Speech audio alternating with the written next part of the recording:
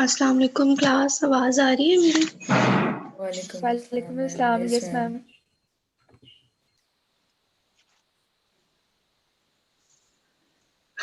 अच्छा जी। कौन कौन आया हुआ है आज ऑन? जरा मुझे यस मैम। बताएं व्हाट इज एडीमा। मैम अगर जब हमारा आपका फ्लूइड हाइड्रोस्टेटिक प्रेशर बहुत ज्यादा हो जाता है और जिससे कोलोइडोस्मोटिक। पूछ रही हूँ मुझे वो जवाब दे। Okay ma'am. Ma'am due to any disorder, it can be hepatic, renal or cardiovascular. Fluid accumulates in the tissue. अगर टिश्यू के अंदर accumulate होगा तो उसको edema बोलेंगे. And if it accumulates in the certain cavities of the body, then it is called effusion. ठीक है, good. और एक बच्ची थी फतीना जुबैर, वो है यहाँ पे? फतीना जुबैर। असद सैफ। देखो मुझे अटेंडेंस के टाइम दोनों मिल गए ना, तो मैंने अटेंडेंस नहीं लगानी इनकी।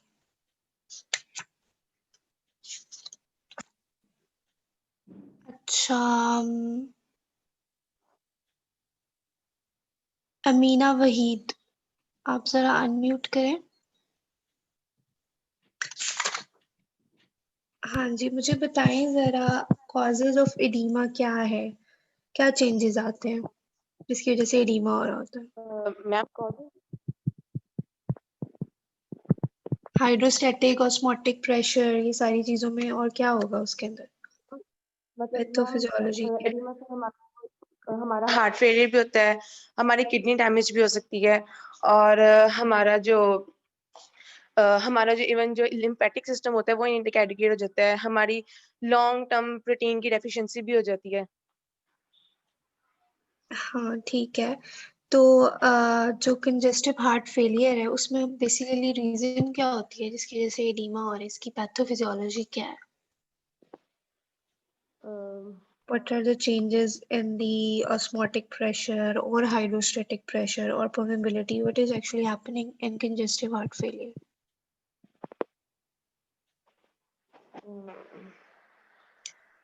अच्छा, चलेगी, मुझे कौन बताएगा? अरीज फातिमा, आप बताएं। अरीज फातिमा गायब हो गई हैं अब। कौन है? शाहताज बाजवा, आप बता दें, आता है तो। किसी को नहीं आता? कंजेस्टिव हार्ट फेलियर में हाइड्रोस्टैटिक प्रेशर ज्यादा हो रहा होता है। आप लोगों को पता होना चाहिए कि अगर हाइड्रोस्टैटिक प्रेशर ज्यादा हो रहा है उसकी क्या कॉजेज हैं। ऑस्मोटिक प्रेशर डिक्रीज हो रहा है, प्रोटीन सिंथेसिस कम हो रहा होता है, ऑस्मोटिक प्रेशर कम हो जाता है उससे।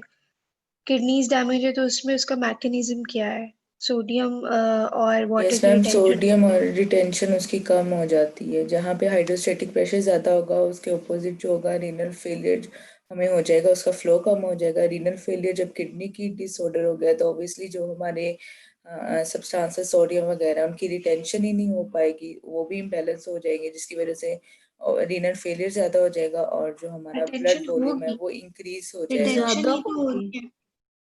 मतलब कि वो इम्बैलेंस हो रहा है ना, सोडियम और जो वाटर है। हाँ लेकिन उसकी रिटेंशन होती है जिसकी वजह से क्या होता है, हाइड्रोस्टैटिक प्रेशर ब्लड ज्यादा हो वॉल्यूम जो जाता है। होता है वो भी ज्यादा हो जाता है हमारा। ठीक है, चलें अब एक लास्ट क्वेश्चन करते हैं। फिजा नवीद, फिजा नवीद, मुझे नहीं बता रहे, मुझे नेक्स्ट टाइम बताएंगे, अदरवाइज 0 आउट ऑफ 5। और कौन है यहाँ पे? अच्छा बच्चा कौन है यहाँ पे? मनाहिल काशिफ,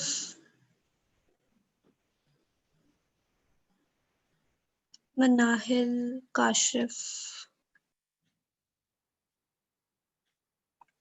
कौन बताएगा मुझे कि पिटिंग एडिमा क्या होता है और इसकी एग्जाम्पल? मैम मैं बताऊं? पीटी के डिब्बा में मेनली जो होता नहीं है ना जरवा, वो जो। आपने नहीं बताना, आप बता चुके। Okay ma'am. मैं मैं बताऊं? बता दूं? कौन? आपने भी नहीं बताना। आई हाँ आयशा, आप आयशा। बताएं आयशा। हाँ मैम पिटिंग में मैं ये होता बताऊँ? है कि पिटिंग में हाइड्रोस्टैटिक प्रेशर इस एक एरिया पे किया जाता है, वहाँ पे प्रेस किया जाता है और वो एरिया जो है वो डिप्रेस हो जाता है।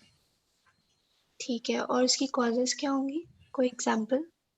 मैम एग्जाम्पल, मैम प्रेगनेंसी इन वुमेन होगी, उसके अलावा सिस्टमेटिक डिसऑर्डर्स होंगे और हार्ट फेलियर की वजह से भी हो सकता है।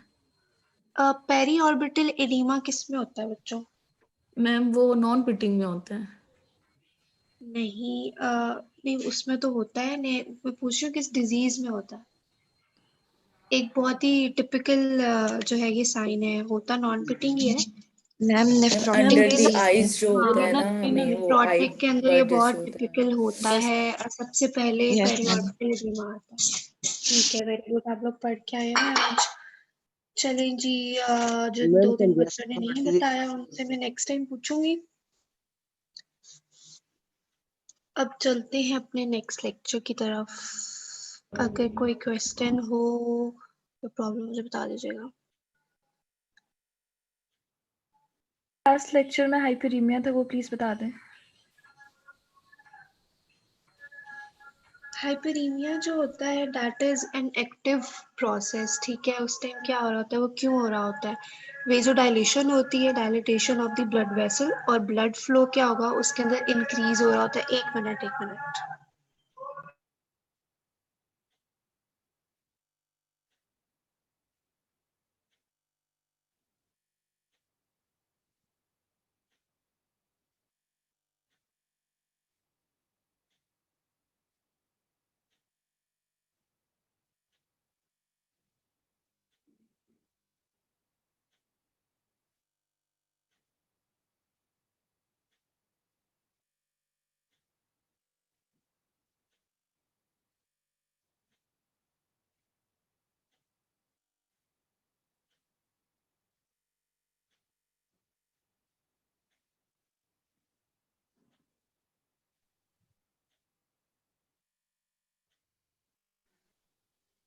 अच्छा जी, सॉरी थोड़ी डिस्टर्बेंस की वजह से मैंने म्यूट किया था। मैं आपको बता रही थी हाइपरीमिया, हम इसकी इस पे चलते हैं लेक्चर पे।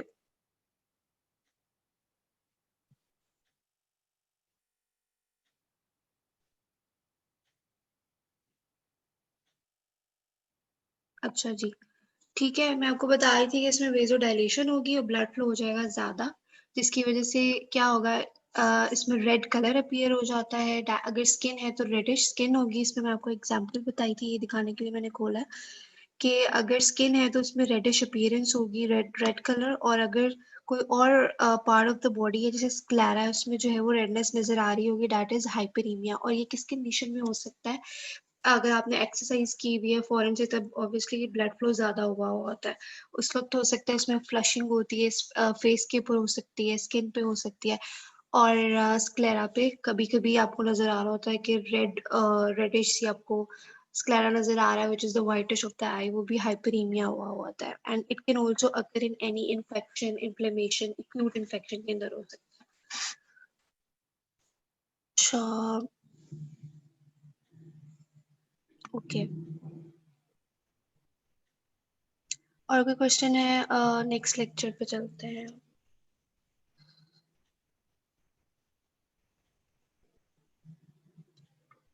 अच्छा, इस पे जाने से पहले मैं आप लोग को म्यूट कर रही हूँ। कोई क्वेश्चन हो you can ask me during chat, और बाकी कोई इशू होगा तो हम लेक्चर के बाद डिस्कस करेंगे, एनीथिंग रिगार्डिंग अटेंडेंस और क्विज और एटसेट्रा।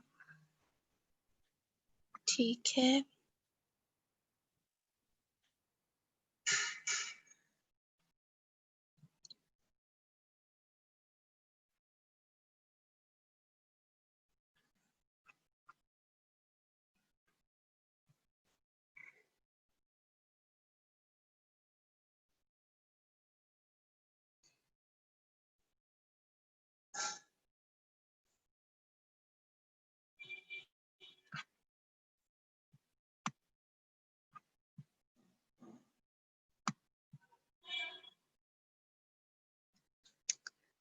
अच्छा जी, we are continuing towards the hemodynamic disorders, and today we are going to discuss about hemorrhagic disorders, hemorrhage, and what is thrombosis. Normal fluid hemostasis is maintained by, आवाज आ रही है मेरी?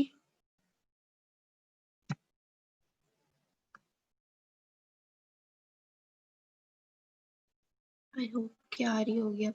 अच्छा जी, normal fluid hemostasis is maintained by vessel wall integrity ठीक है, जो fluid maintenance हो रही होती है with in the vessel, with in the tissue, उसमें क्या क्या इन्वॉल्व होता है? Vessel wall integrity, for example अगर वास्कुलर परमेबिलिटी इंक्रीज हो जाएगी तो सारा फ्लूइड होम्योस्टेसिस डिस्टर्ब हो जाएगा।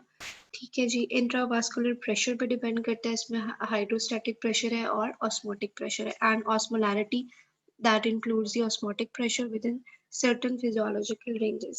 Changes in the intravascular volume, pressure, or protein content, or alteration in endothelial function like endothelial function से अगर इसमें permeability increase कर दे, इनमें gap junctions increase हो जाए between the endothelial cells, that will affect the movement of the water across the vascular wall.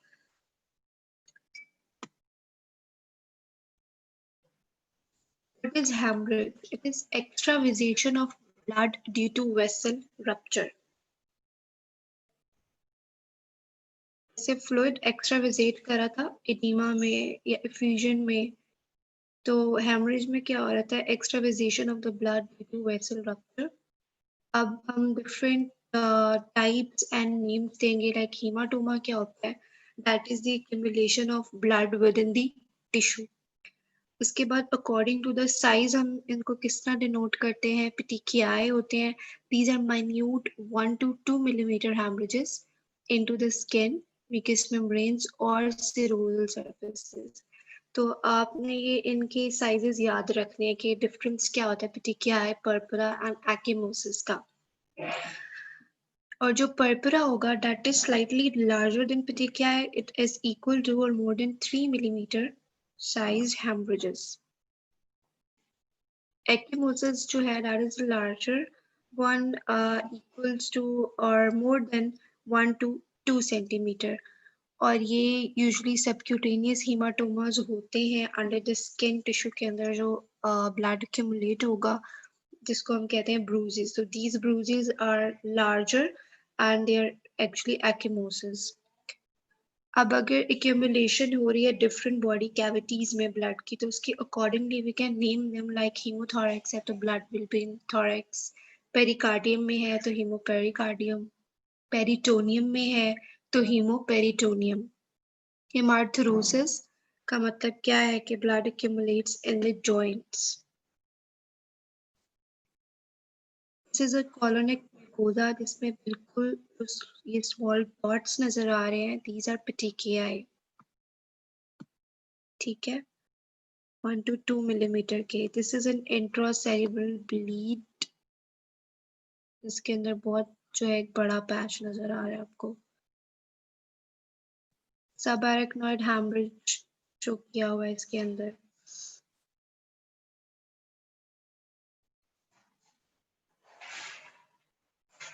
अच्छा जी, अब ये जो बिल्कुल स्मॉल डॉट्स हैं, these are petechiae.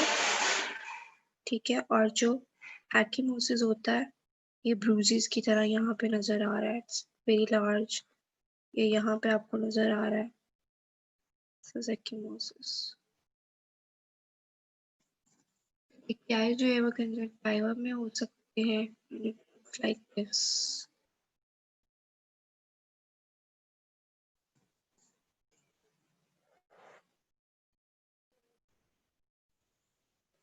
This is epidural hematoma.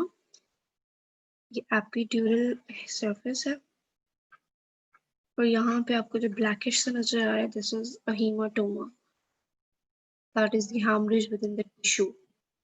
और ये clot है.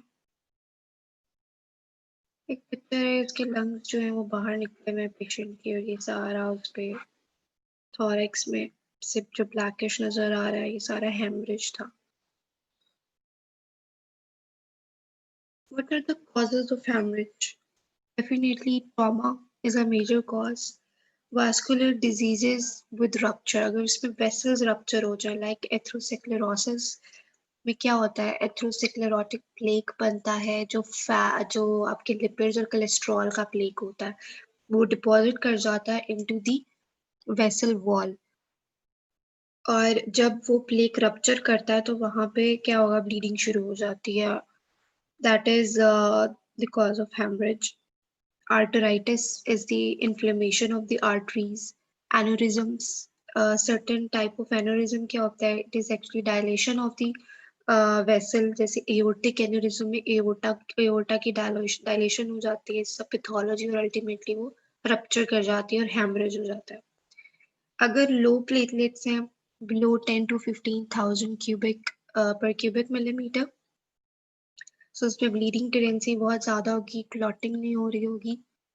कोएगुलोपैथी, अगर कोएगुलेशन पूरी कैस्केड होती है जिसमें different type of factors involve होते हैं, so if the factor has less than 10% activity, तो that is a coagulopathy. इसके अलावा ulcers like peptic ulcer bleed कर सकता है, ट्यूमर्स ब्लीड कर सकते हैं, हेमेंजियोमास जो होते हैं वो बहुत ज़्यादा रिस्क पे होते हैं। कोएगुलेशन फैक्टर्स की डेफिशिएंसी की वजह से हो सकता है, इन्फार्क्ट्स में हो सकता है जिसमें इस्कीमिया और इन्फार्क्ट हो जाता है। What is the morphology of hemorrhage?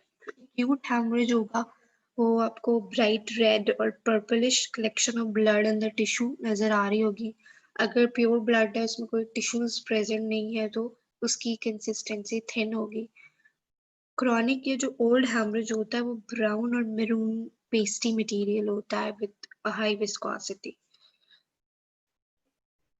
So colour differentiate, जैसे मैंने बताया था कि अपर और लोअर जीआई ब्लीड के अंदर होता है। अगर अपर जीआई ब्लीड होती है तो उसमें डार्क मैरून कलर आता है, और जो ब्राइट होता है वो लोअर जीआई ब्लीड के अंदर आता है। वो अपर और लोअर को डिफरेंशिएट करने का होता है डिफरेंस, और हैमरेज की टाइप का। इफेक्ट ऑफ हैमरेज डिपेंड्स कि इसकी लोकेशन क्या है, हो ब्लीड हो कहाँ से रही है। अगर एक कंजंक्टिवल ब्लीड हो रही है जैसे पेडिक्यूल में देखे तो दैट इज वेरी माइनर, और एक जगह एओर्टा ब्लीड कर रही है, सो location matters. Rate of haemorrhage क्या है, ब्लीडिंग रेट थोड़ा है या बहुत ज़्यादा ब्लीडिंग हो रही है तेज़ी से, ड्यूरेशन क्या है, उसको 30 मिनट्स हुए या उसको 3 आवर्स गुजर गया, वो ब्लीड कर ही जा रहा है पेशेंट। कोमॉर्बिड डिजीजेस में पेशेंट में रेट ऑफ हैमरेज ज़्यादा होगा। अगर एम्फाइसीमा जो होता है, it is a lung disease, इसमें एयर सैक्स जो होते हैं एल्वियोलाई वो कंबाइन करके एक बड़ा लार्जर सैक बना देता है, तो इनप्रॉपरली फंक्शनिंग लंग्स होते हैं। या एनीमिया है, एचपी कम है, हार्ट डिजीजेस के अंदर हो सकता है, so there is risk of haemorrhage in comorbid diseases. अच्छा जी,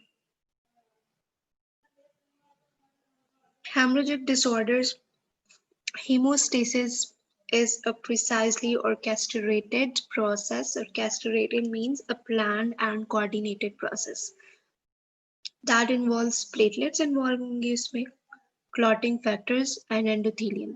ठीक है जी, 3 चीजें इन्वॉल्व हो रही हैं। प्लेटलेट्स जो होता है वो आपका एक प्राइमरी रिस्पॉन्स होता है, और जो सेकेंडरी प्रोसेस होता है उसमें कोएगुलेशन कैस्केड होती है, वो हम आगे देखते हैं।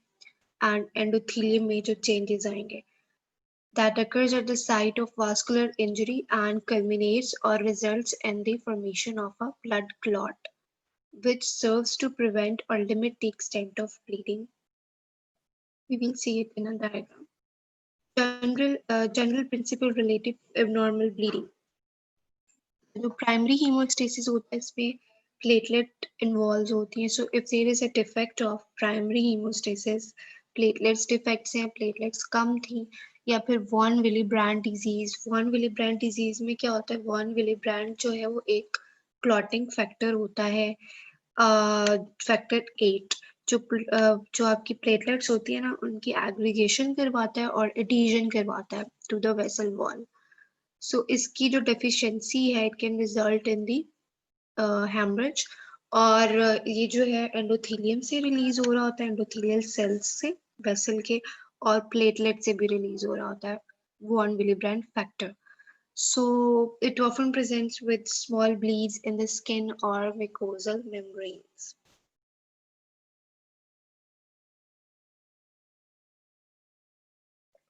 अच्छा, इसके बाद है डिफेक्ट्स ऑफ सेकेंडरी हीमोस्टेसिस। जो सेकेंडरी हीमोस्टेसिस होता है वो है आपका कोएगुलेशन। कि जब ब्लीडिंग होती है तो ब्लीडिंग को स्टॉप किसने करना होता है, पहले प्राइमरी हीमोस्टेसिस होगा, प्लेटलेट्स उसको करेंगे आके फौरन से, फिर सेकेंडरी हीमोस्टेसिस में क्या होता है, कोएगुलेशन फैक्टर्स होते हैं। मैं अगर डायग्राम में दिखाऊंगी कि वेसोकंस्ट्रिक्शन हो रही होती है, पहले क्या हो रहा होता है। अगर कोएगुलेशन फैक्टर्स का डिफेक्ट है, इसमें पूरी कोएगुलेशन कैस्केड देखते हैं कि क्या क्या हो रहा है। often present with bleeds into soft tissues like muscles or joints. Generalized effects हो सकते हैं involving small vessels, जैसे कोई भी generalized कोई vascular disease है, it present with palpable purpura and ecchymosis. Patient को bruises पड़ना शुरू हो जाता है easily. What is thrombosis? एक तो ये होता है कि अगर इंजरी हुई, ब्लीडिंग हुई, तो वहां पे थ्रोम्बस ब्लड क्लॉट बन जाता है। पर थ्रोम्बोसिस जो है, हम एक पैथोलॉजी को कह रहे हैं। It is N inappropriate activation of normal hemostatic processes such as the formation of a blood clot or thrombus in uninjured vasculature, जहाँ required नहीं था लेकिन abnormally बनना शुरू हो गया, वहां पे कोई इंजरी नहीं थी। or thrombotic occlusion of a vessel after a relatively minor injury हुई, छोटी सी इंजरी हुई, ब्लड क्लॉट बन गया, लाइक उसको जितना रिक्वायर्ड था बन जाना चाहिए था, ब्लीडिंग रुक जानी चाहिए थी, बट एबनॉर्मली वो ज्यादा बना और उसने क्या किया, वेसल को ओक्लूड कर दिया। और उसकी वजह से क्या हुआ, जब वेसल ओक्लूड हो जाएगी तो वो पेशेंट जो है और बड़े प्रॉब्लम में चला गया। छोटी सी इंजरी की बजाय उसकी वेसल ओक्लूड हो गई, इस्कीमिया हो गया। Both hemostasis and thrombosis, they are regulated by three general components. अगर ये तीनों चीजें इंटैक्ट है, नॉर्मल है, तो that is a normal haemostasis. इसमें जो है वो ब्लड जो है उसकी क्लॉटिंग जो नॉर्मली हो रही होती है वो हीमोस्टेसिस होगा।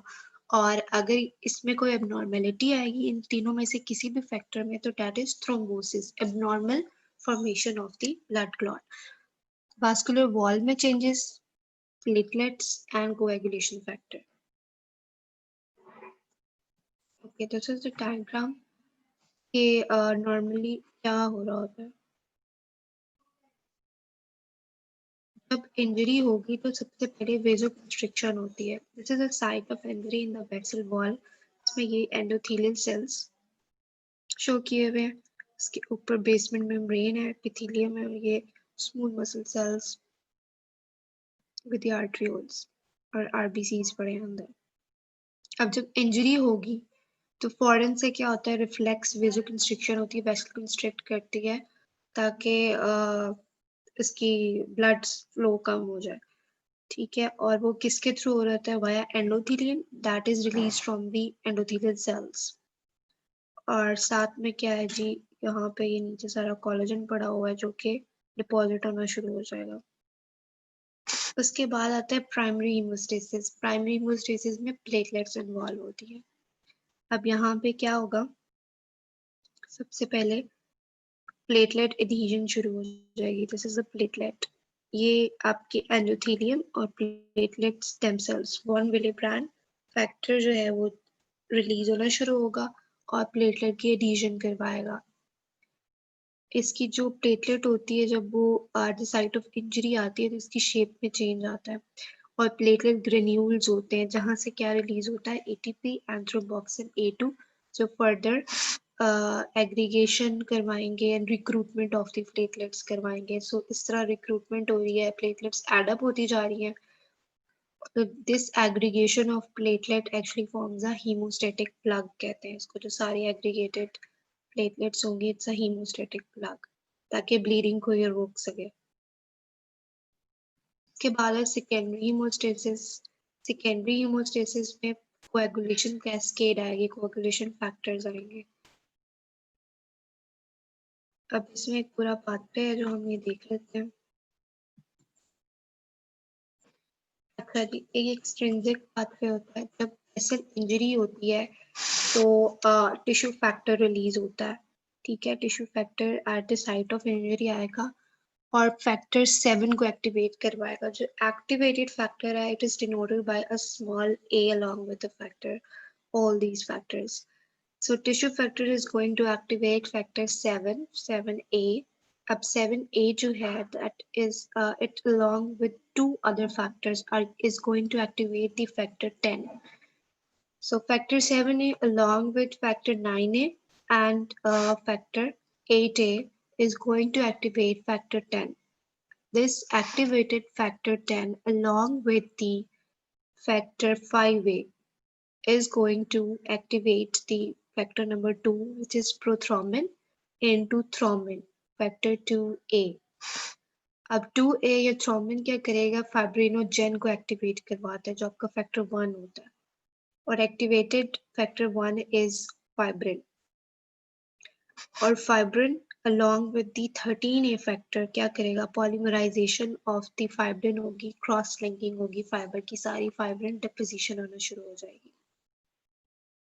ये एक्चुअली इट्स अ क्रैमिंग, अब इसको याद ही करना पड़ेगा आपको, ठीक है। ये हो गया एक्सट्रिंसिक, और जो इंट्रिंसिक पाथवे है ये कहाँ से स्टार्ट होता है, जब इंजरी होती है तो इसमें 12 फैक्टर आता है। एक्टिवेटेड 12A होगा जो 11 को कन्वर्ट करेगा 11A, और उसके बाद फिर ये along with 9A and 7A के साथ वही कैस्केड करेगा जो एक्सट्रिंसिक से हो रही थी। दो पाथवे से एक्सट्रिंसिक के अंदर फैक्टर नंबर 7 और 11A नहीं इन्वॉल्व होते, बट इंट्रिंसिक में ये दोनों इन्वॉल्व होंगे, और इसके अंदर क्या होगा, इसमें टिश्यू फैक्टर इन्वॉल्व होगा। सो that is a difference between the two. अच्छा, सो टिश्यू फैक्टर आया, इसमें एक्सटेंसिव पाथवे शो किया हुआ है कि टिश्यू फैक्टर आया पूरा, इसमें फॉस्फोलिपिड कॉम्प्लेक्स एक्सप्रेशन होती है प्लेटलेट्स के ऊपर, और थ्रोम्बिन एक्टिवेशन होती है, फाइब्रिन पॉलीमराइजेशन है वो किस तरह से हो रही होती है, वो पूरी एक कैस्केड होती है। और अल्टीमेटली क्या होगा कि पॉलीमराइजेशन ऑफ फाइबर है, ठीक है, ये प्लेटलेट स्टैक हुई हुई है, यहाँ पे प्लग बना हुआ है, और ये ब्लूइश में जो है वो सारा फाइब्रिन पड़ा हुआ है, जहाँ पे कुछ आरबीसीज भी इंट्रैप्ट हो गए थे, और क्योंकि इंजरी साइट है, इन्फ्लेमेशन भी हो रही है, न्यूट्रोफिल्स भी आ गए हैं। अब दिस इज अ थ्रोम्बस जो यहाँ पे शो किया हुआ है, और एंटी थ्रोम्बिन इवेंट्स क्यों होंगे, क्योंकि जब थ्रोम्बस बनता है, क्लॉटिंग होती है, तो इसको बैलेंस भी करना होता है बॉडी ने। तो क्या होगा जी, tissue plasminogen activator, it causes fibrinolysis. अब जब बन गया है, रुक गई है ब्लीडिंग, रिजॉल्व हो गया सारा कुछ, तो उसको फर्दर जो है वो रोकने के लिए फाइब्रिनोलाइसिस होगा via tissue plasminogen activator TPA, और थ्रोम्बोमॉडुलिन होता है, it blocks the coagulation cascade, ठीक है।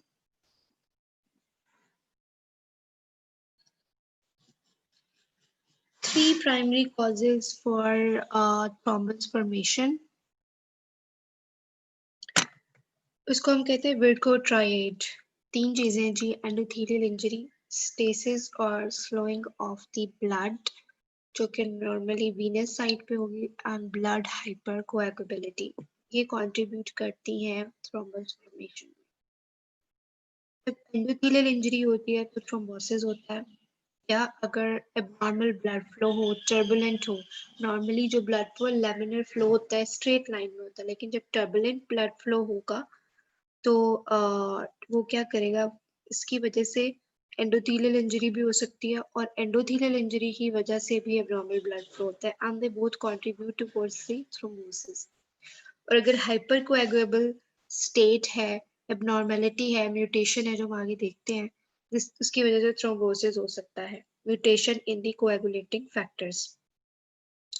So elements of the Virchow triad may act independently or may combine to cause the thrombus formation. So any of the factor can cause the thrombosis, या फिर ये तीनों मिलके thrombosis cause कर रहे होंगे। एंडोथेलियल इंजरी टिश्यू डैमेज हो सकता है ड्यूरिंग सर्जरी, आप एंडोथेलियल इंजरी कर रहे हैं, या फ्रैक्चर्स में हो सकता है, बर्न्स में हो सकती है। एथ्रोस्क्लेरोसिस मैंने बताया कि इसमें एथ्रोस्क्लेरोटिक प्लेक बनता है, वो रप्चर करता है, एंडोथेलियल इंजरी हो जाती है।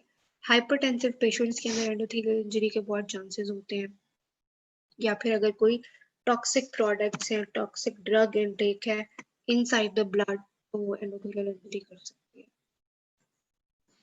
दूसरा है दी स्टेसिस ऑफ ब्लड, जो ब्लड फ्लो है वो डिक्रीज हो जाता है, स्लो डाउन हो जाता है, so that is occurring more commonly on the venous side, to the venous thrombosis होगा। It can occur in the heart, atrial fibrillation or infarction. Pregnancy में स्टेसिस होता है, long plane ride at high altitude, और अगर after surgery अक्सर patient जो है वो इमोबाइल रहते हैं।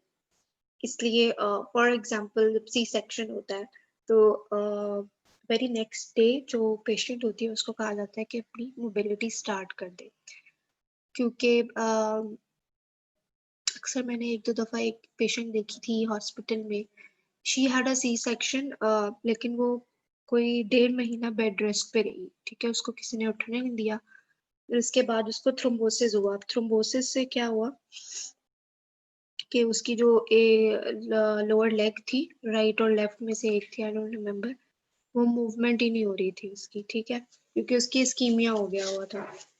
सो mobility after surgery is important, क्योंकि सर्जरी के फौरन बाद कोई मेजर सर्जरी नहीं हुई है तो उसकी वजह से बहुत चांसेस होता है कि ब्लड फ्लो डिक्रीज होता है और थ्रोम्बस बन जाता है। Turbulence and stasis disrupts the normal laminar flow and bring the platelets in contact with the endothelium. Turbulent है, अब नॉर्मल डायरेक्शन में जा रहा है और प्लेटलेट्स जो हैं वो एंडोथेलियम के साथ जब इन कांटेक्ट आना शुरू हो जाती है तो वो क्लॉट बनाना शुरू कर देंगी। It prevents the dilution of activated clotting factor जो नॉर्मली ब्लड के अंदर डाइल्यूट हुए थे। Retard the inflow of clotting factor inhibitors and permit the thrombi buildup. Promote the endothelial cell activation. Third जो Vicotide में हमने देखा है that is hypercoagulability. Any alteration of the coagulation pathways that predispose to thrombosis. अब ये genetic हो सकते हैं या acquired हो सकते हैं, but mostly जो है वो ये genetic ही होता है। These are the examples of hypercoagulable states. Factor 5 जो होता है हमने क्लॉटिंग फैक्टर में देखा है, फैक्टर 5 लीडिन कहते हैं उसको, अगर उससे म्यूटेशन हो जाए, it is the most common inherited cause of hypercoagulability and it is resistant to anticoagulant effect of activated protein C. जो एंटीकोएगुलेंट इफेक्ट होता है नॉर्मली बॉडी के अंदर कोएगुलेशन को प्रिवेंट करने के लिए प्रोटीन्स होते हैं, जिसमें प्रोटीन एस है, एक प्रोटीन सी होता है और एक एंटीथ्रोम्बिन 3 होता है। ये तीनों जो फैक्टर्स हैं प्रोटीन्स के बने हुए होते हैं, ये एक्टिवेट होते हैं और थ्रोम्बस को फॉर्मेशन को प्रिवेंट कराएंगे, ठीक है जी। सो फैक्टर 5 लेरिन म्यूटेशन के अंदर ये होता है कि प्रोटीन सी उसको रोकने की कोशिश कर रहा है, लेकिन फैक्टर 5 में म्यूटेशन ही हुई है और वो उसको रिस्पॉन्ड नहीं कर रहा और वो क्लॉट्स बनाई जा रहा है, ठीक है।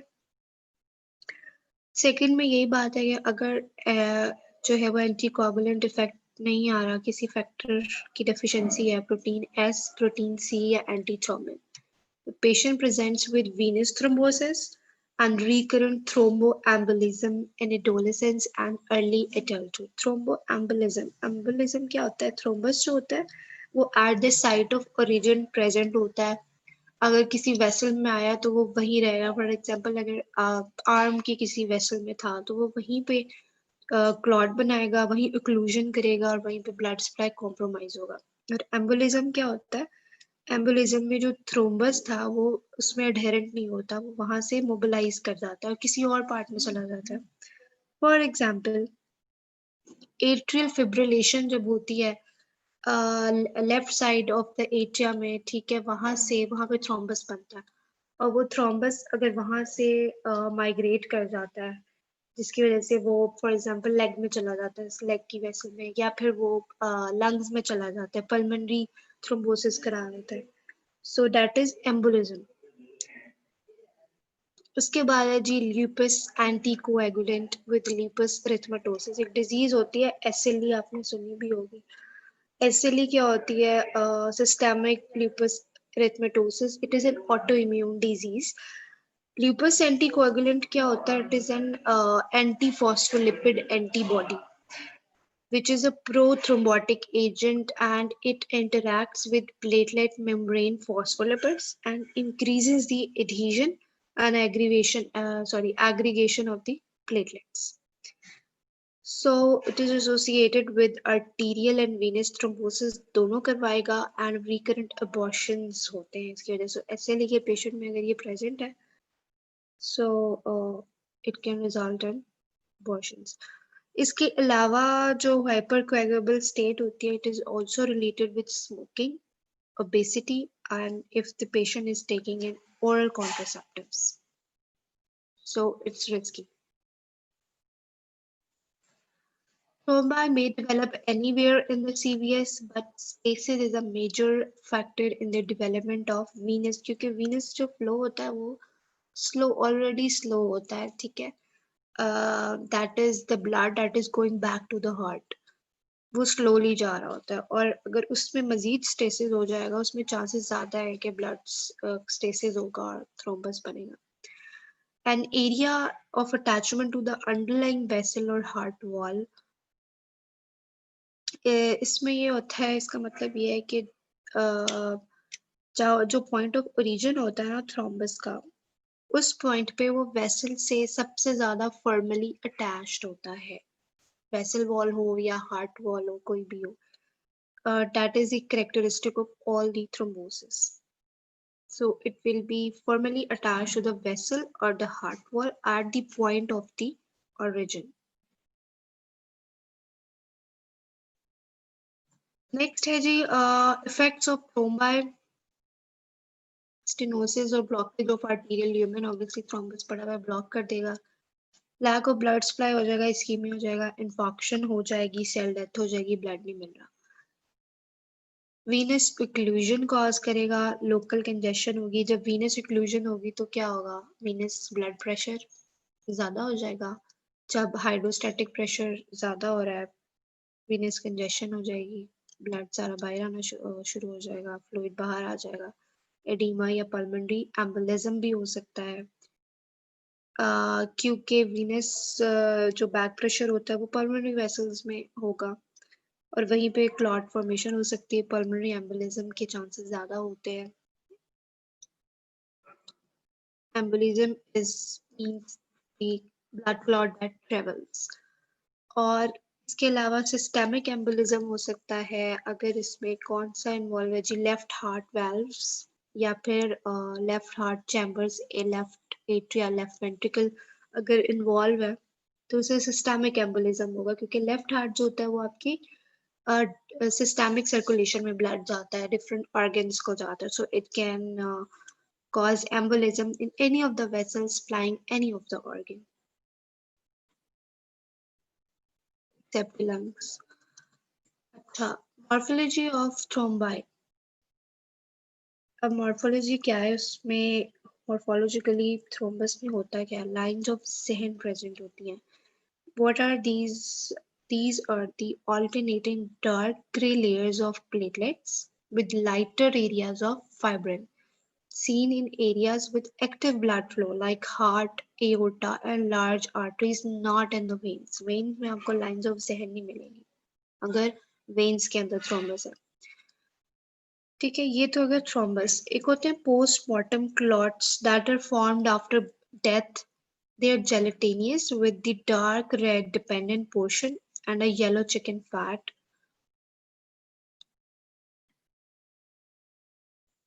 Looks like this. थ्रोम्बस क्या होता है, that is adherent to the wall that propagates centrally from this point. ठीक है, adherent होता है और centrally propagate करता है वेसल के अंदर and it is laminated होता है. Postmortem clot is not adherent to the vessel wall and it often separates into red cells and plasma, जिसको वो कह रहा है कि एक डिपेंडेंट रेड कलर का पोर्शन होता है, ठीक है, और उसके ऊपर प्लाज्मा होता है जिसको वो सुपरनेटेंट कह रहा होता है. सुपरनेटेंट होता है, it denotes the liquid lying above the solid. So these are RBCs and this is plasma in the yellowish color and इसलिए उसको कहते हैं it's like a chicken fat or the currant jelly. और ये एक postmortem clot show किया हुआ है वेसल के अंदर कि this is a chicken fat clot जिसके अंदर प्लाज्मा ज्यादा है, और ये है जी currant jelly clot that is dark red in the colours में आरबीसी कंटेंट ज्यादा है. So that's the difference.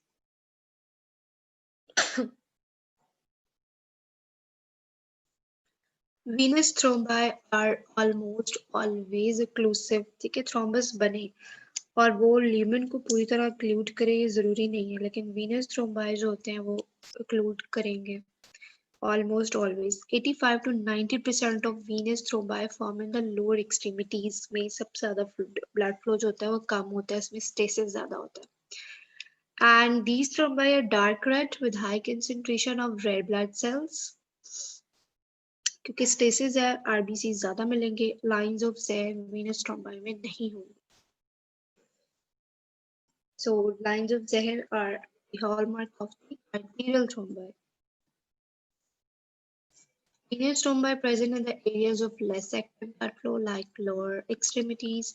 It occurs in hospitalized or the patient who are at bed rest. Veins of the lower extremities. This is atheroma with thrombosis. Atheroma क्या होता है? Atheroma are the deposits in the inner layer of an artery wall और उस deposit में क्या हो सकता है? Macrophages हो सकते हैं, debris हो सकता है containing lipids, calcium and fibrous connective tissue.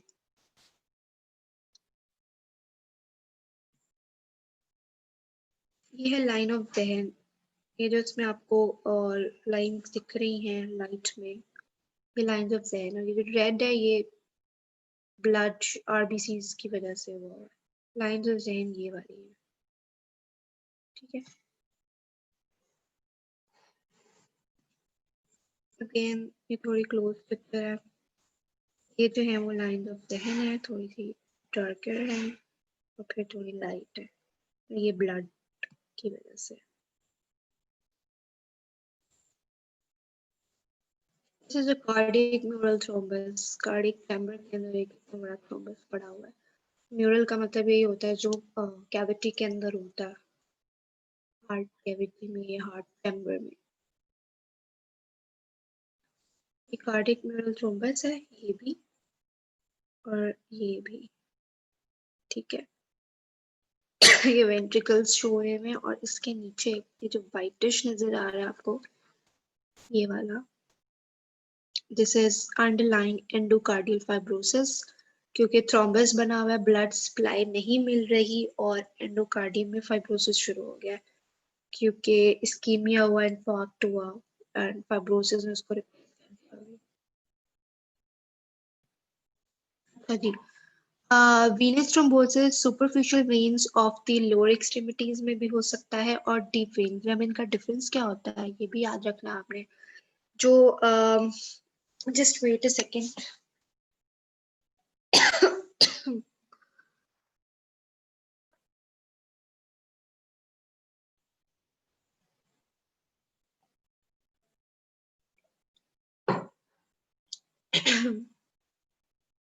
अच्छा, सुपरफिशियल वेन्स क्या करेंगी अगर उसमें थ्रोम्बस है, इसमें पेन होगी और स्वेलिंग होगी, that will be visible and these superficial when के रेयरली एम्बोलाइज, लेकिन जो डीप वेन्स के होते हैं वो एम्बोलाइज कर जाते हैं.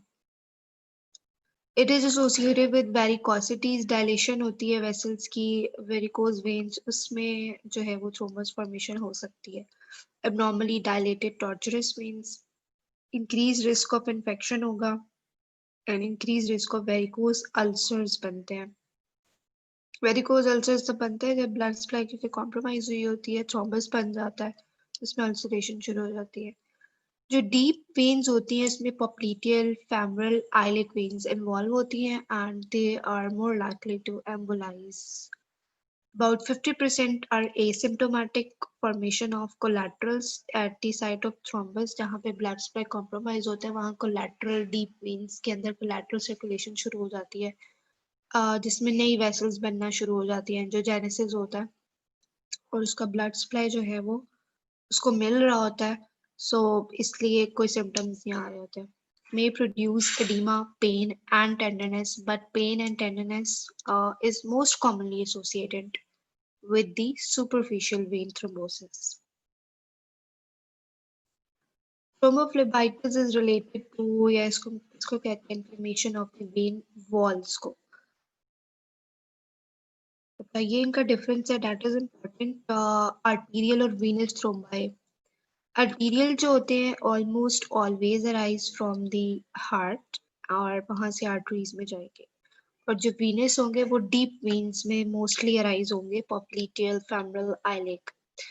आर्टियल thrombi grow in retrograde fashion. Direction of flow क्या होती है इसकी, दैट इज रिट्रोग्रेड, मतलब अवे फ्रॉम द हार्ट, क्योंकि जो सिस्टेमिक वेसल्स जैसे आर्टरीज है वो away from the heart toward the different body parts, body tissues को लेके जाएगी, और वीनस जो होती है टुवर्ड्स द हार्ट होती है, क्योंकि उसकी डायरेक्शन ऑफ फ्लो यही होती है, जो बॉडी से डिफरेंट ऑर्गन से ब्लड फ्लो लेके हार्ट की तरफ जो है वो जा रहा होता है, so that is antegrade. Arterial form at the site of endothelial injury, turbulence अगर हो रही है या फिर एनोरिज्म्स है, और जो वीनस होगा eight the site of stasis बनते हैं, like most commonly lower extremities में बनते हैं। आर्टिरियल थ्रोम्बाई आर पेल और white in the colour, Venus जो होंगे वो डार्क रेडिश कलर में होंगे। एंड द इम्पॉर्टेंट थिंग है इसके आर्टीरियल थ्रोम्बाई में लाइंस ऑफ सहन प्रेजेंट होती हैं, वीनस में नहीं होती, और arterial thrombi are firmly adherent to the vessel wall. जो वीनस थ्रोम्बाई है उसमें क्या होता है कि उसमें लूजली अटैच्ड होते हैं because they easily embolise. Emboli cause pulmonary embolism, silent in 50% of patient.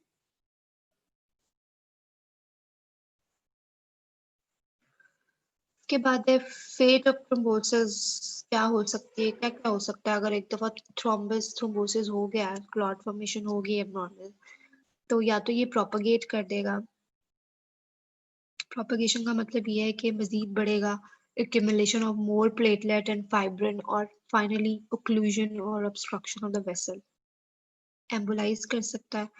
Early and infective thrombi may detach from the site of origin and may block the distal vessels. Resolution हो सकती है, dissolution हो सकता है, गायब हो जाएगा।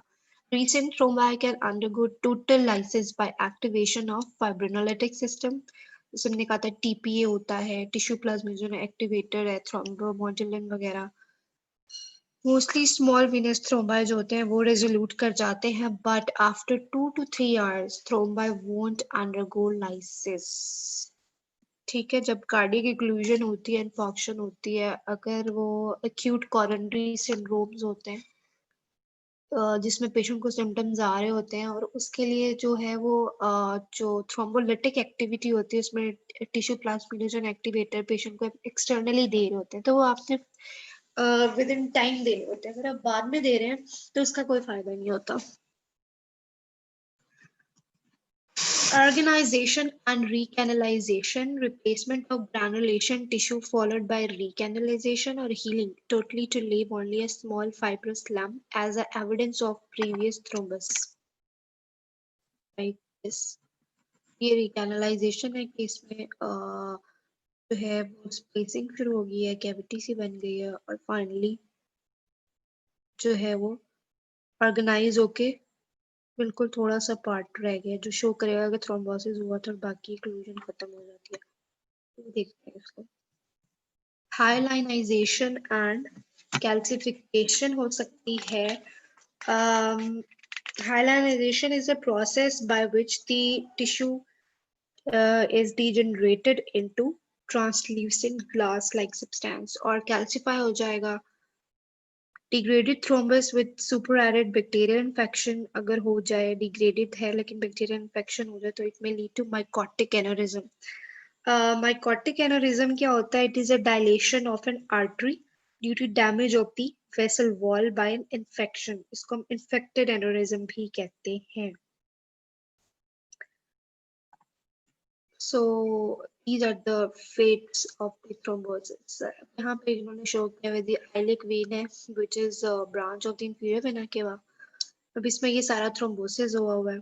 अब क्या हो सकता है, या तो ये प्रोपगेट कर रहा है एक और मजीद एक्यूमुलेट करके ट्रैवल कर गया टुवर्ड्स द हार्ट, या फिर कंप्लीट रेजोल्यूशन हो गया, कोई एक्लूजन कुछ भी नहीं हुआ, या फिर ऑर्गेनाइज हुआ, रिकैनलाइजेशन हुई, organized and incorporated in the wall. So a little bit portion is present.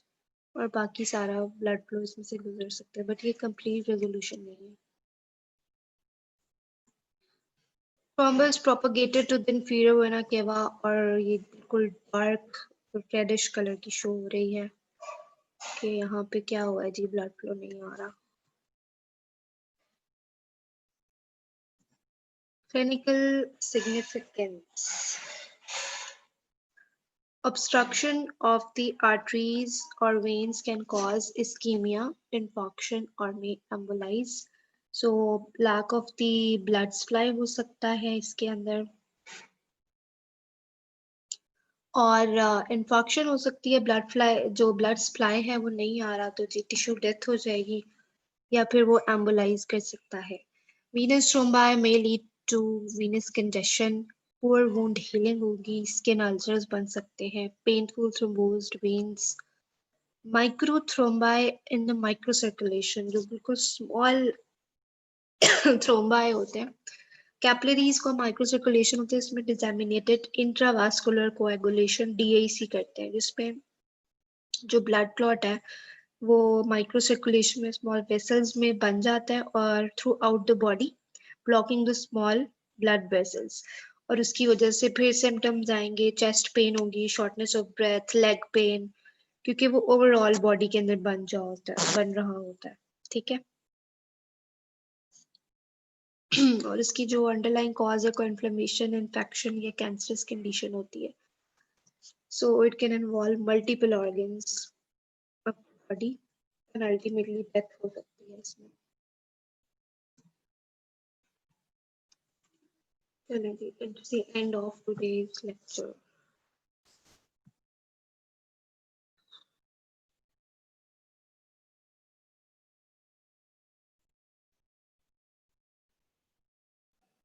आप लोग अटेंडेंस के लिए सिर्फ आते हैं, लेक्चर सुनने नहीं आते हैं? मनाहिल गुल, ये कोई तरीका नहीं है कि मैं लेक्चर ले रही हूँ, आप मुझे कह रहे हैं अटेंडेंस लेने जल्दी से। हेमरेजिक डिसऑर्डर क्या समझ नहीं आया? मैं तो हेमरेजिक डिसऑर्डर्स इतना कुछ बता दिया आपको। कोई क्वेश्चन है तो अब पूछ लें।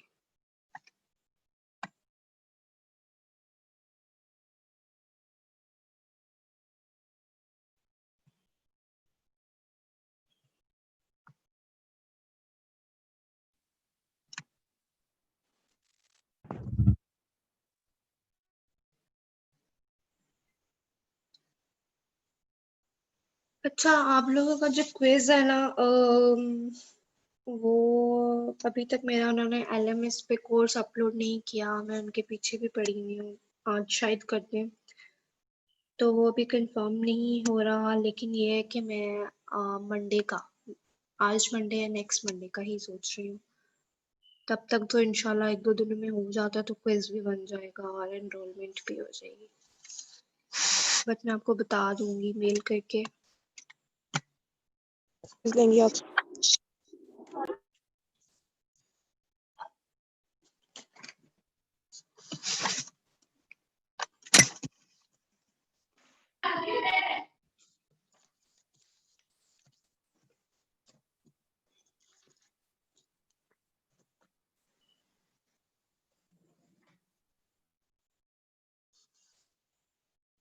अच्छा, tennis Anjila Zahid,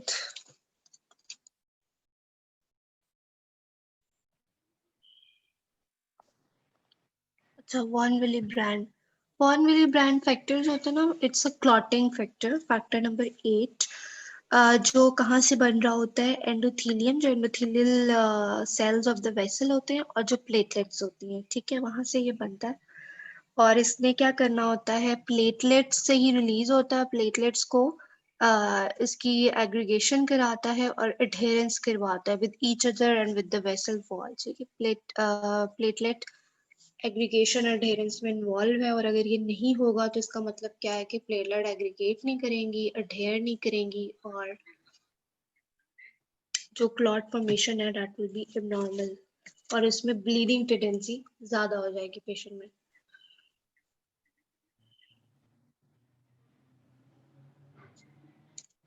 Please wait for a minute.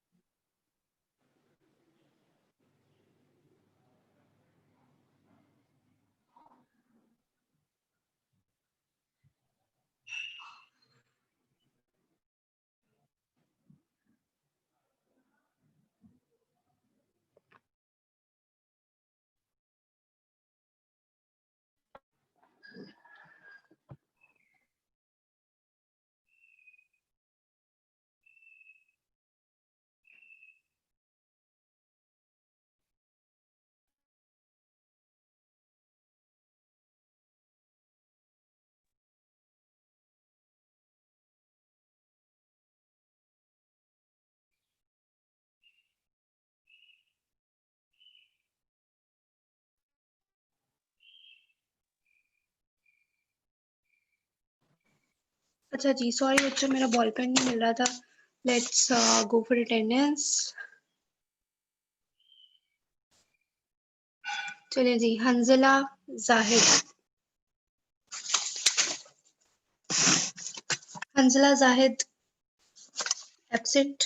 Mohammad Ahad Ajmal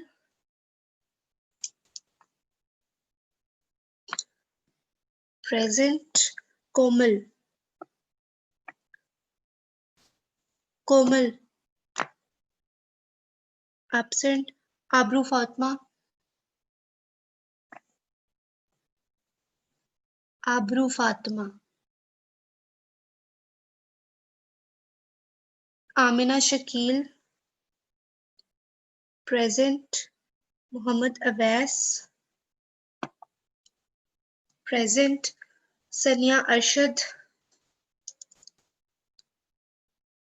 सनिया Arshad Usama Ahmed absent. Ayesha Qaiser present.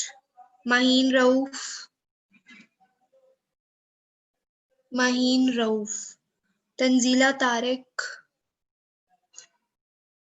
Tanzila Tariq. Beenish Majeed present. Tayyaba Yasin.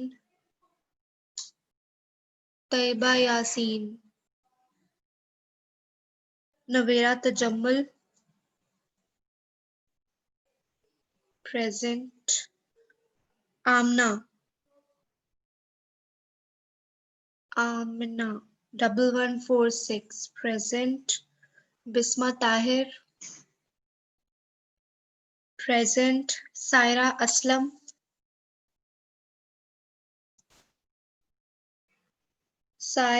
Aslam present. Mohammad Sharone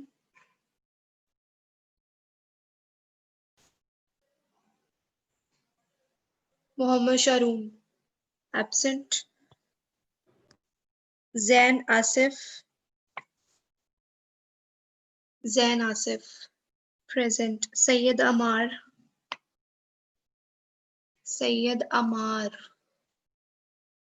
नूरुलैन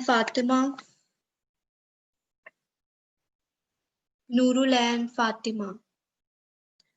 Shahtaj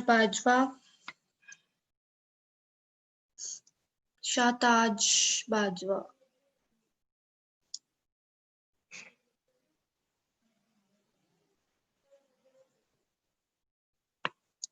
Kiran Mustafa present. Misba Niazi.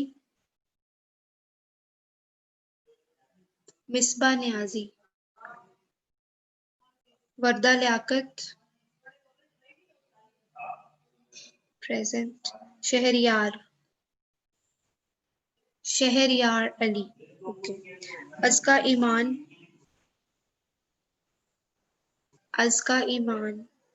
Maria Haroon.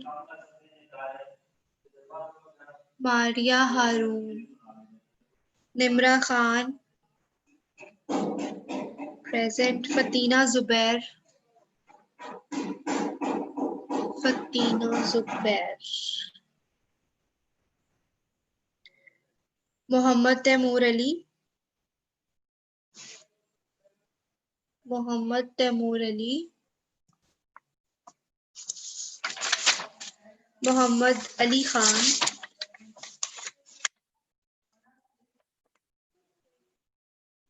Muhammad Ali Khan. Sayyida Iman Khalid.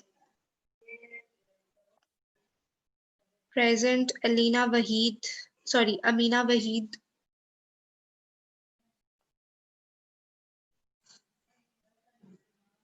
Misbah Niazi present. You don't need to unmute yourself. Okay. Misbah Niazi present है. Aska Iman present है आप भी. Amina Waheed.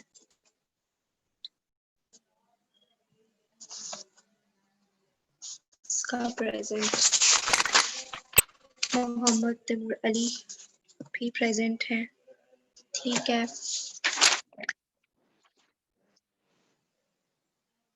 अच्छा, Maryam Abbas present. Saman Javed.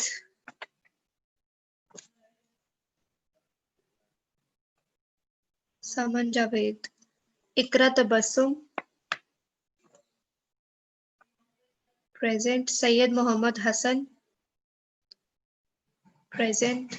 Warda Qasim present. Armish present. Naya Fatma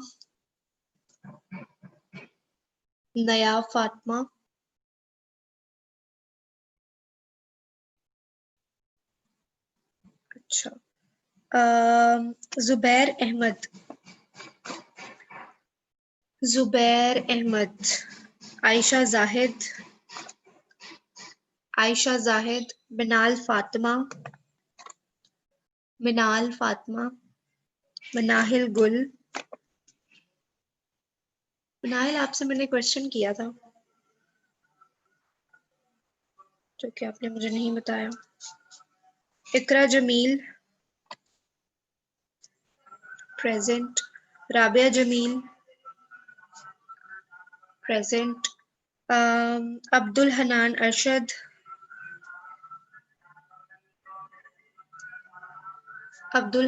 absent. Fatma Akmal present. Savera Aslam present. Abdul Razak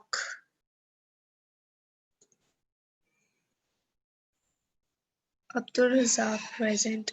Mubina Abdul Hafiz present. Arij Fatima आपसे भी मैंने question किया था और आपने मुझे जवाब नहीं दिया. Binish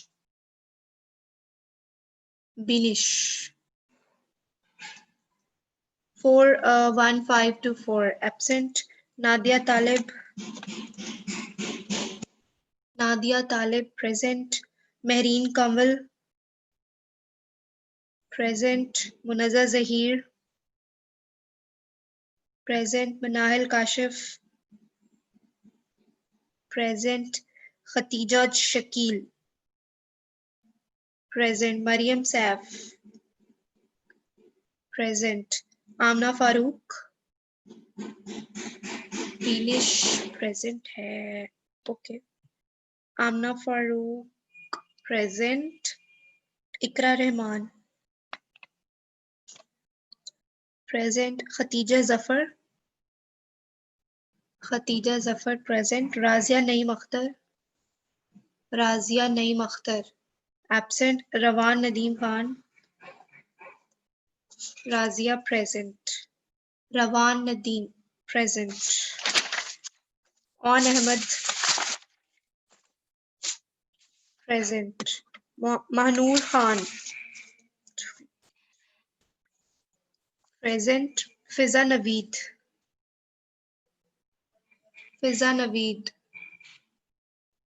ये बच्ची प्रेजेंट थी. जाहिद हुसैन, जाहिद हुसैन प्रेजेंट। हिना अब्बास, ठीक है फिजा प्रेजेंट है आप, जवाब भी दे दिया करें जब कुछ पूछो तो। Hina Abbas absent. Masooma Zahra present. Rabia Ali, Rabia present. Ushna Nassar present.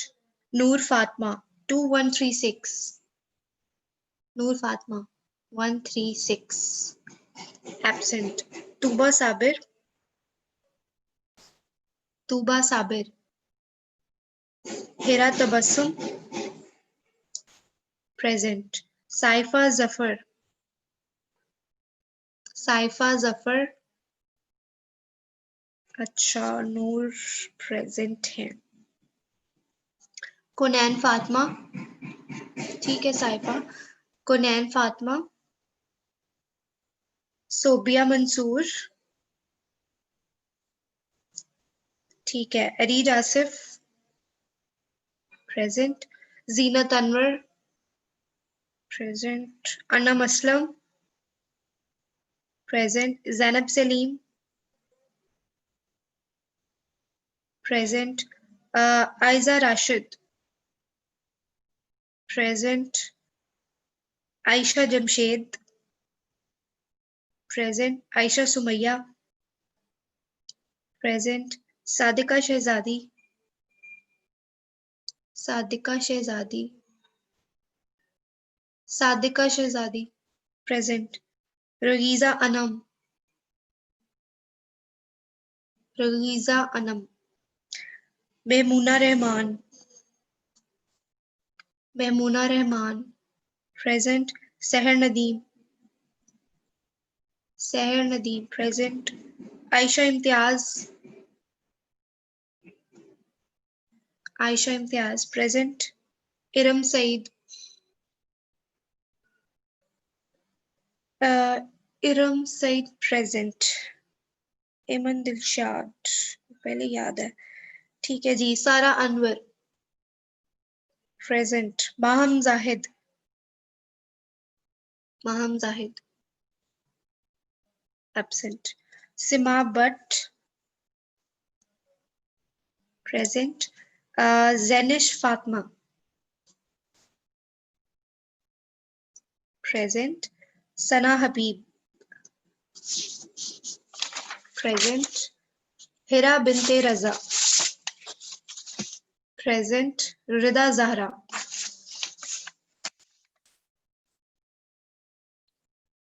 Present. Maham Zulfiqar, ये अच्छी बच्ची है। गाजिया वसीम प्रेजेंट। रिमशा प्रेजेंट। अनम नौरीन, अनम नौरीन। जरवा गोहर, इस बच्ची को भी आता होता है, गुड। तहमीना अहमद, अनम नौरीन प्रेजेंट है, ठीक है। तहमीना अहमद प्रेजेंट। बशैर अशरफ प्रेजेंट। बशैर अशरफ, ये हर लेक्चर में आप प्रेजेंट होते हैं और आपसे मैंने नेक्स्ट टाइम पूछना है, ठीक है। इकरा रफीक प्रेजेंट। आमिना शकील, आमिना शकील। हुसैन अहमद, हुसैन अहमद। हादिया आबिद, हादिया आबिद प्रेजेंट। मारिया मंशा, मारिया मंशा प्रेजेंट। नूर फातिमा प्रेजेंट। फिजा इफ्तिखार प्रेजेंट। असद सैफ, असद सैफ एब्सेंट। एमन दिलशाद, इसकी तो हो चुकी है। अच्छा, किसी की अटेंडेंस रह गई है तो मुझे बता दें।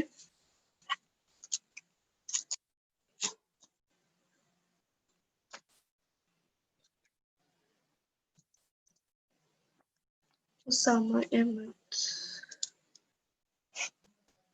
उसामा अहमद,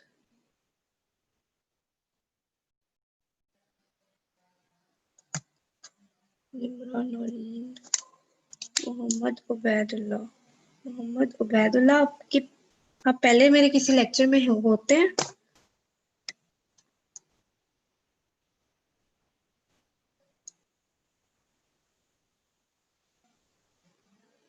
मोहम्मद उबैदुल्लाह आपका नाम है अटेंडेंस में?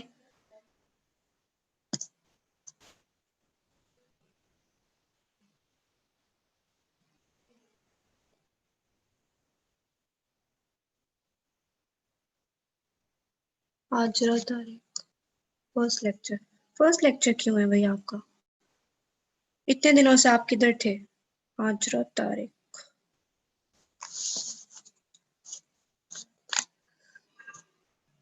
अच्छा जी, हाँ जी बताएं।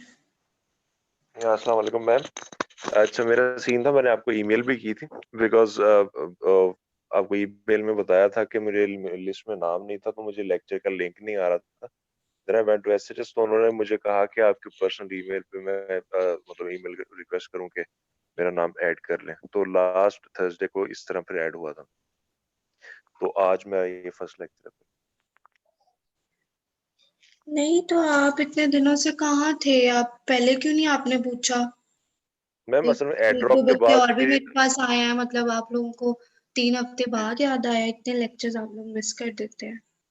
मैम एक्चुअली पैथो सेक्शन जी में पहले वो हमें डॉक्टर अवैस शो हो रहे थे, तो बाद में पोर्टल के ऊपर जो है वो कोई किसी टीचर का नाम अब शो नहीं हो रहा था इस सेक्शन में कि कौन से टीचर है।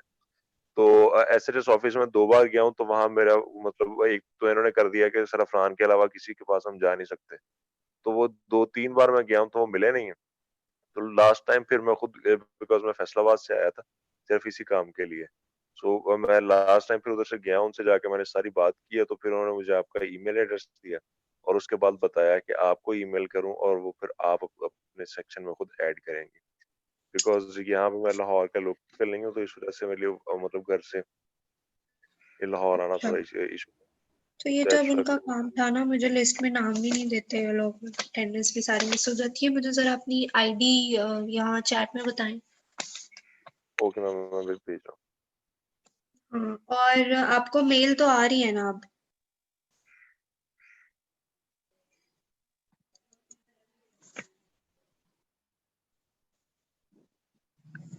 ठीक है। और अगर किसी को कोई मेल का इश्यू हो तो मुझे मेल करके बता दे। अभी अटेंडेंस जिस जिसकी नहीं लगी उसमें उसामा अहमद, निमरा नौरीन, मोहम्मद उबैदुल्लाह और हाजरा तारिक।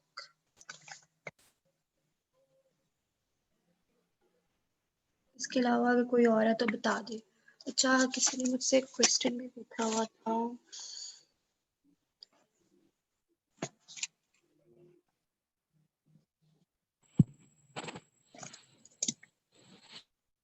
अच्छा, इंटरल्यूकिन 1 और टीएनएफ अल्फा। टीएनएफ अल्फा क्या होता है? Tumour necrosis factor alpha. और interleukin 1 these are actually the cytokines जो कीमोटेक्सिस करवा रहे होते हैं, ठीक है, and they mediate the recruitment, activation and adherence of the circulating phagocytes. Phagocytes कौन से होते हैं? आपके मैक्रोफेजेस होते हैं एंड न्यूट्रोफिल्स होते हैं।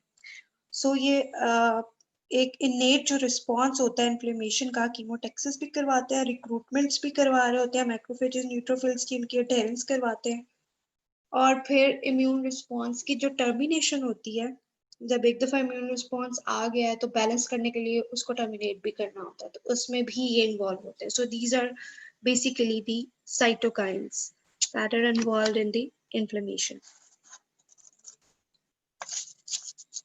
ठीक है।